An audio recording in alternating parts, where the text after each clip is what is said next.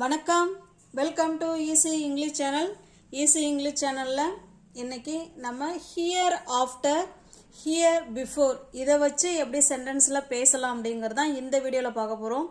வீடியோவை ஸ்கிப் பண்ணாமல் பாருங்கள். இது நல்லா ஈஸியாக தான் இருக்கும், ஓகேங்களா? நல்லா கவனிச்சிங்கன்னா உங்களால் இந்த வீடியோ முடிஞ்ச உடனே இந்த ஹியர் ஆஃப்டர் வச்சு இல்லை ஹியர் பிஃபோர் வச்சு உங்களால் இங்கிலீஷில் சென்டென்ஸு பேச முடியும். நிறைய சென்டென்ஸ் உங்களால் உருவாக்கவும் முடியும், ஓகேங்களா?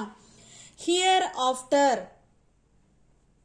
ஹியர் பிஃபோர் இதை ரெண்டை பயன்படுத்தி தான் நம்ம இன்னைக்கு சென்டென்ஸ் பார்க்க போகிறோம், ஓகேங்களா?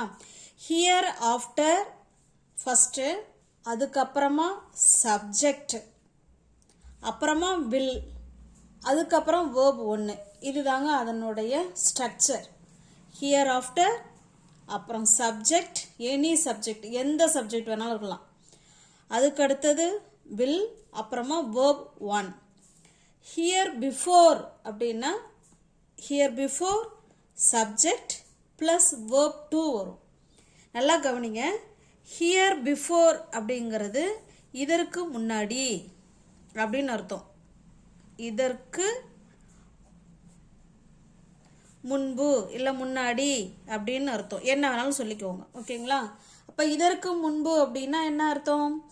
எல்லாமே முடிஞ்சு போன விஷயம்தான் இல்லைங்களா? முடிஞ்சு போன விஷயத்தானே இதுக்கு முன்னாடி நான் அங்கே படித்தேன், இல்லை இதுக்கு முன்னாடி நான் அங்கே வேலை செஞ்சேன், இல்லை இதுக்கு முன்னாடி நான் அப்படி தான் இருந்தேன்.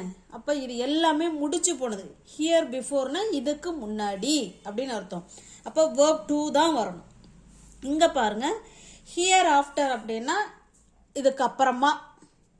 இதுக்கப்புறமா அப்படிங்கும்போது இனிமே தான் அந்த செயல் நடக்க போகுது. அதனால தான் வில் ப்ளஸ் வேர்ப் 1 கொடுத்துருக்கோம், ஓகேங்களா? நல்லா கவனிங்க. இதற்கு முன்னால் நான் ஆசிரியராக வேலை பார்த்தேன், இதுக்கு முன்னாடி நான் டீச்சராக இருந்தேன் அப்படின்னு நம்ம இப்போ சொல்ல வரோம். இப்போ இதுக்கு முன்னாடி அப்படிங்கிறது அது முடிஞ்சு போன விஷயம். இதுக்கு முன்னாடி நான் டீச்சராக இருந்தேன், இப்போ நான் டீச்சராக இல்லை அப்படின்னு தானே அர்த்தம். இப்போ முடிஞ்சு போன விஷயம். அப்போ ஹியர் பிஃபோர் தான் யூஸ் பண்ண போகிறோம் அந்த இடத்துல, ஓகேங்களா? பாருங்க, ஹியர் பிஃபோர். ஹியர் பிஃபோர் யார் வேலை பார்த்தது? நான். Here before I worked. Verb 2 தானே போடணும்.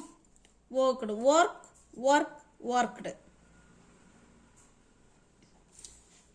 Here before I worked. என்னவா இருந்தேன்? ஆசிரியராக. As a teacher. As a டீச்சர்னா ஆசிரியராக இருந்தேன் அப்படின்னு அர்த்தம். Here before I worked as a teacher. இதுக்கு முன்னாடி நான் ஆசிரியராக வேலை பார்த்தேன் அப்படின்னு சொல்கிறோம். இப்போ இதே நான் ஒரு மேனேஜராக நான் வேலை பார்த்தேன் அப்படின்னம்னா here before I worked as a manager. அவ்வளோதாங்க, ஓகேங்களா?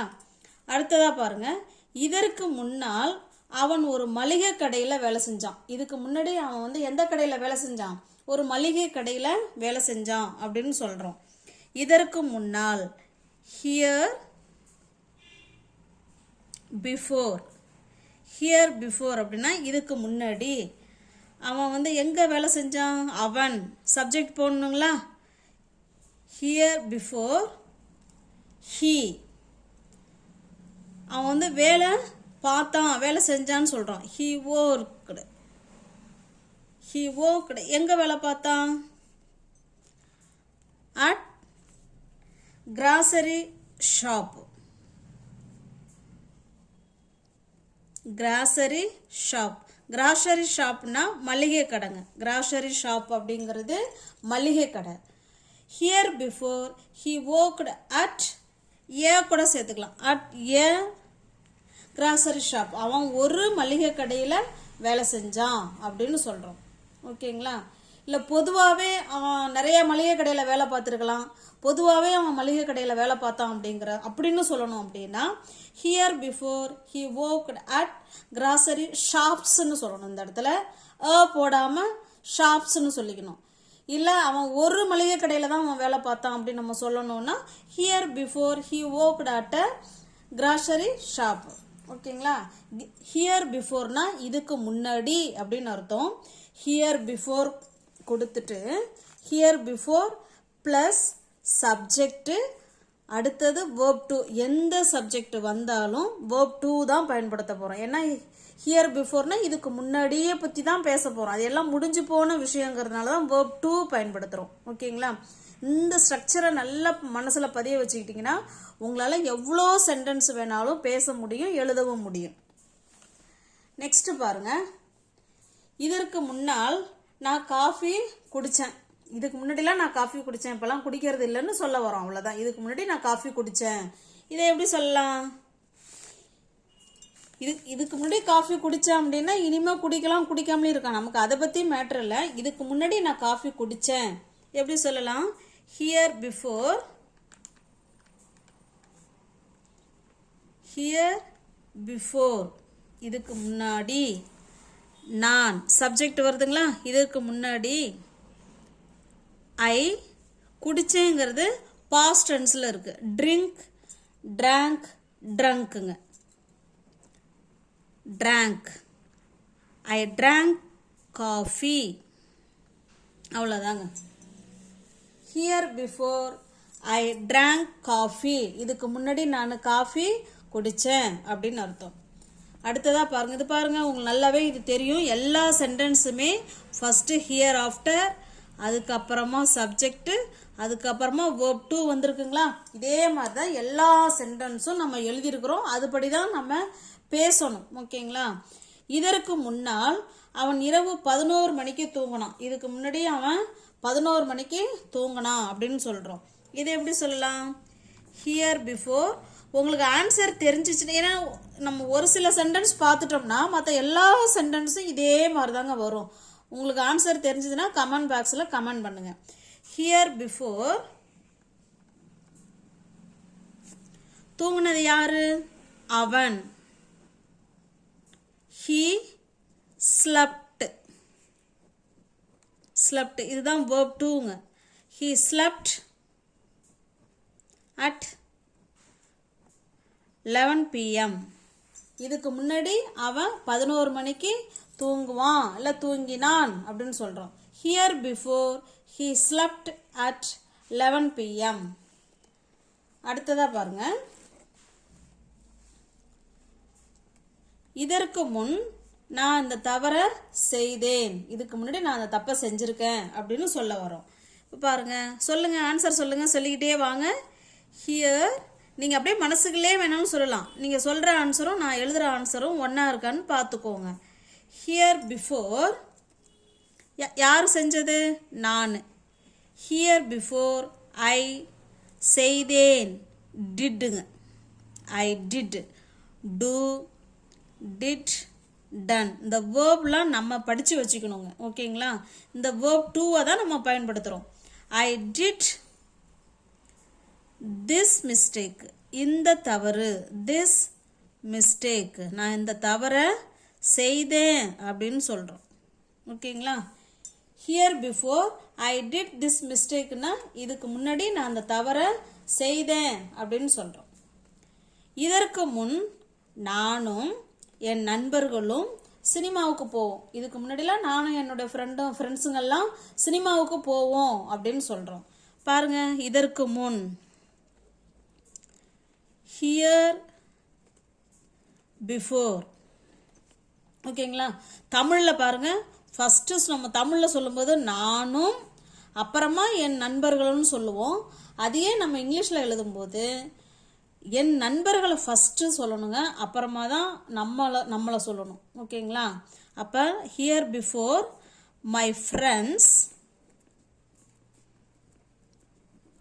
ஃப்ரெண்ட்ஸ் அண்டு ஐ, என்னுடைய ஃப்ரெண்டுங்களும் நானும் எங்கே போவோம்? சினிமாவுக்கு போவோம்.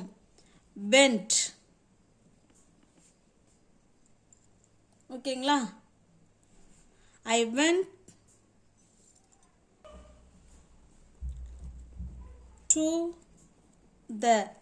to the cinema.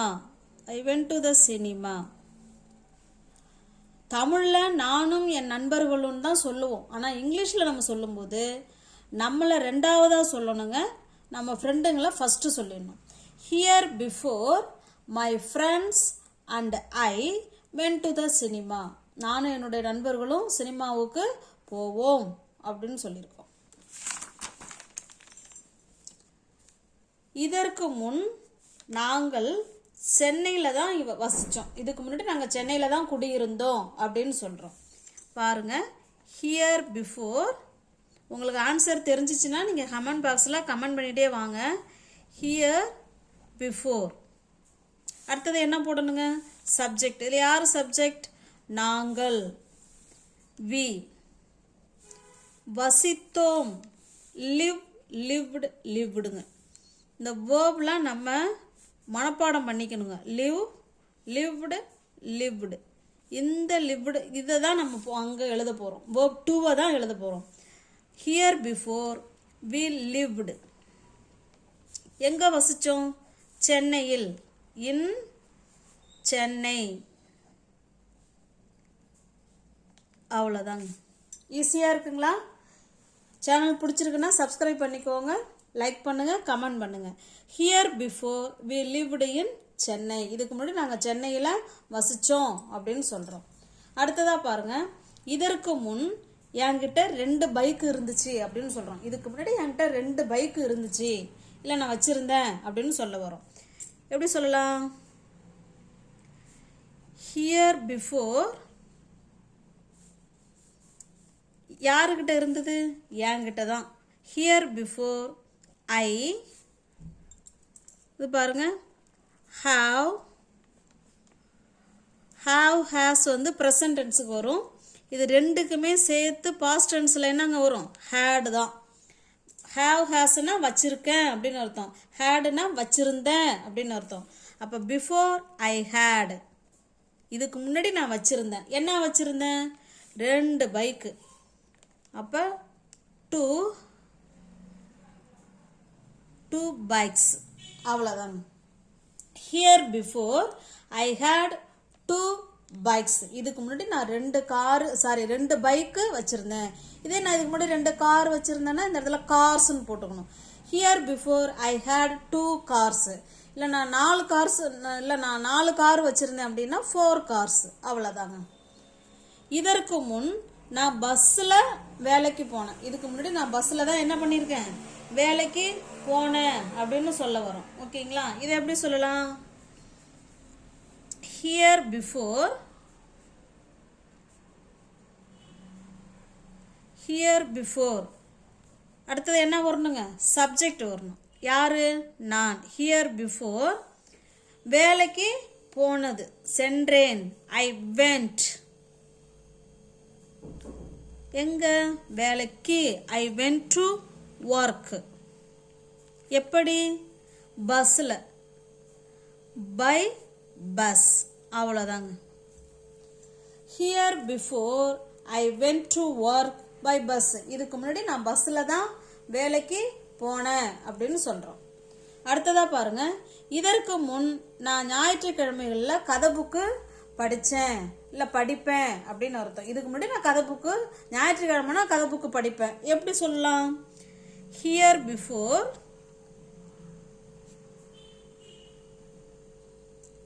Here before நான் சப்ஜெக்ட்டுங்க. அடுத்தது இப்போ படித்தேன். படிக்கிறதுக்கு என்னங்க? Study, studied, studied. ஓகேங்களா? I studied. என்ன படிப்பேன்?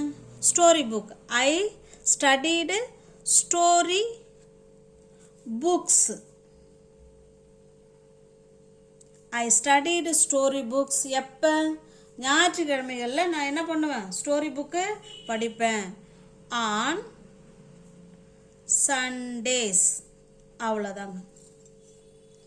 Here before I studied story books on Sundays. ஞாயிற்றுக்கிழமைகளில் நான் கதை புத்தகங்கள் படிப்பேன் அப்படின்னு சொல்கிறோம். ஈஸியாக இருக்குங்களா? ஹியர் பிஃபோர் ப்ளஸ்ஸு சப்ஜெக்டு, அதுக்கப்புறம் verb 2ங்க. அவ்வளோதாங்க, சிம்பிளுங்க.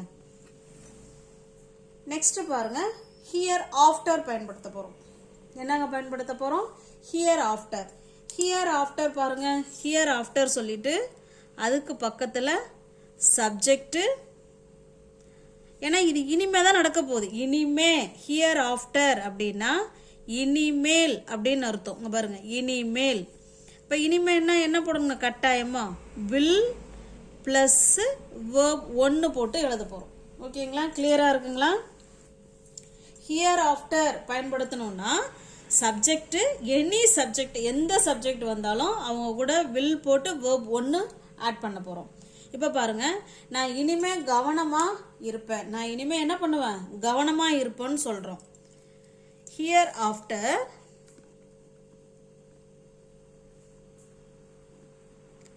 ஹியர் ஆஃப்டர் இனிமே நான் என்ன பண்ணுவேன்? கவனமாக இருப்பேன். I will. இருக்கிறதுக்கு என்னங்க இங்கிலீஷில்? Be. I will be careful.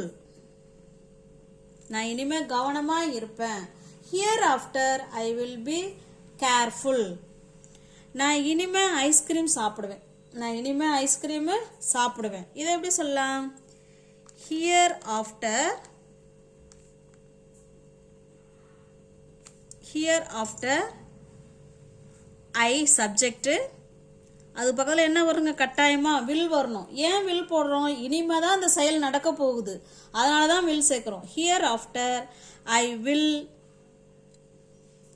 Eat ice creams. Ice creams. ஓகேங்களா? Here after I will eat ice creams. Next பாருங்க, நான் இனிமேல் சாக்லேட்டு சாப்பிட மாட்டேன். இது எல்லாமே இப்போ பாசிட்டிவ் சென்டென்ஸில் சொல்லியிருக்கோம். இப்போ சாப்பிட மாட்டேன்னு சொல்லி நெகட்டிவ் சென்டென்ஸில் சொல்கிறோம். அப்போ அது ஒன்றும் இல்லைங்க, இந்த வில் கூட நாட்டு சேர்த்துக்கணுங்க, அவ்வளோதாங்க. நெகட்டிவாக பேசும்போது வில் கூட என்ன சேர்த்துக்கணும்? நாட்டு சேர்த்துக்கிறோம். இப்போ பாருங்க, ஹியர்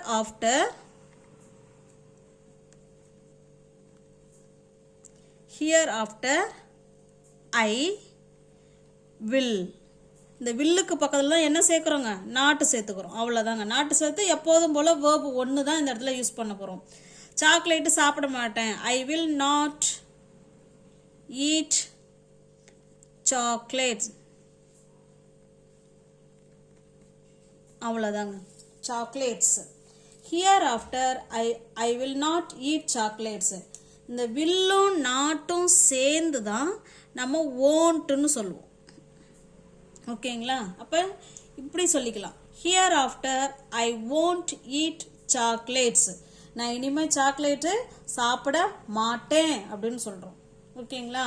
நெக்ஸ்ட் பாருங்க, இனிமே அவன் மற்றவர்களை தொந்தரவு செய்ய மாட்டான். இனிமே அவன் என்ன செய்ய மாட்டான்? அடுத்தவங்கள தொந்தரவு செய்ய மாட்டான் அப்படின்னு நம்ம சொல்கிறோம். எப்படி சொல்லலாம்? உங்களுக்கு ஆன்சர் தெரிஞ்சிச்சுன்னா நீங்கள் கமெண்ட் பாக்ஸில் கமெண்ட் பண்ணுங்கள். ஹியர் ஆஃப்டர் அடுத்தது யார் வரணும்? சப்ஜெக்ட். அவனுக்கு என்ன இங்கிலீஷில்? ஹீ. மற்றவர்களை தொந்தரவு செய்ய மாட்டான்னு சொல்கிறோம். இது நெகட்டிவ் சென்டென்ஸ் தானே. அப்போ வில். வில் கூட என்ன சேர்க்கணுங்க? நெகட்டிவ் சென்டென்ஸ்னா நாட் சேர்க்கணும்.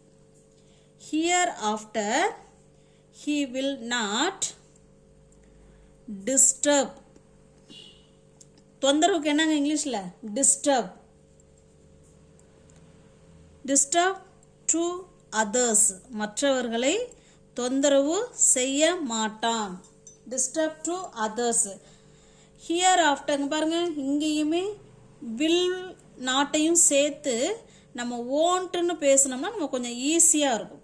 Here after he won't disturb to others.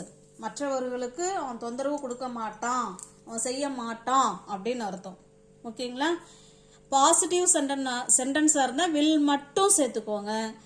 Negative சென்டென்ஸாக இருந்தால் வில்லையும் நாட்டையும் சேர்த்து ஓன்ட்டுன்னு சொல்லிக்கோங்க. இல்லை வில் நாட்டுன்னு வேணாலும் சொல்லிக்கலாம். ஈஸியாக இருக்குங்களா?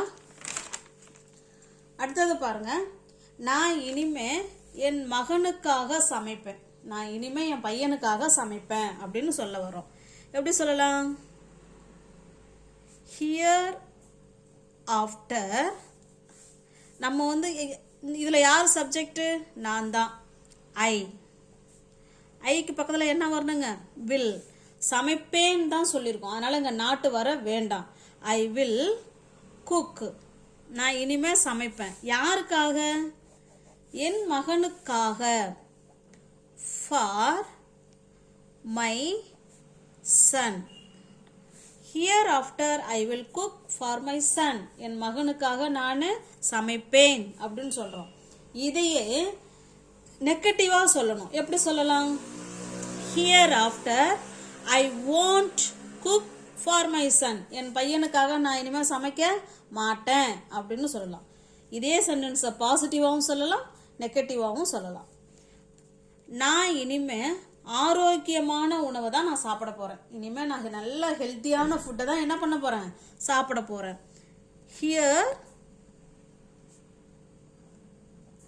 ஹியர் ஆஃப்டர் சாப்பிட்றது யாரு? நான் தான். ஹியர் ஆஃப்டர் ஐ சாப்பிடுவேன்னு நம்ம பாசிட்டிவ் சென்டென்ஸில் தான் சொல்லியிருக்கோம். அதனால் நாட்டு வேணாங்க. ஐ வில் ஈட். நான் இனிமேல் சாப்பிடுவேன். எப்படி சாப்பிடுவேன்? Healthy food. I will eat healthy food. ஓகேங்களா? நான் இனிமேல் ஹெல்த்தியான உணவு தான் என்ன செய்வேன்? சாப்பிடுவேன் அப்படின்னு சொல்கிறோம். Here after I will eat healthy foods. அவன் இனிமே இங்கு வருவான். அவன் இனிமே இங்கே வருவான். இதை எப்படி சொல்லாங்கிறத கமெண்ட் பாக்ஸில் கமெண்ட் பண்ணுங்க. அவன் இனிமேல் என்கிட்ட பேச மாட்டான் அப்படின்னு சொல்லியிருக்கோம். ஒரு சென்டென்ஸு பாசிட்டிவ் சென்டென்ஸு, ஒரு சென்டென்ஸு நெகட்டிவ் சென்டென்ஸில் இருக்குது. உங்களுக்கு புரிஞ்சிருக்கும்னு நினைக்கிறேன். கட்டாயமாக உங்களால் இந்த ஹியர் பிஃபோர் ஹியர் ஆஃப்டர் வச்சு உங்களால் இங்கிலீஷில் பேச முடியும். நல்லா தெளிவாக உங்களுக்கு புரிஞ்சிருக்கும்னு நம்புகிறேன். இந்த 2 சென்டென்ஸும் கமெண்ட் பாக்ஸில் கமெண்ட் பண்ணுங்கள். வீடியோ பிடிச்சிருந்தா லைக் பண்ணுங்கள், தெரிஞ்ச ஃப்ரெண்ட்ஸுக்கு ஷேர் பண்ணுங்கள், சேனலை சப்ஸ்கிரைப் பண்ணி வச்சுட்டு வீடியோ பாருங்கள். தேங்க்யூ.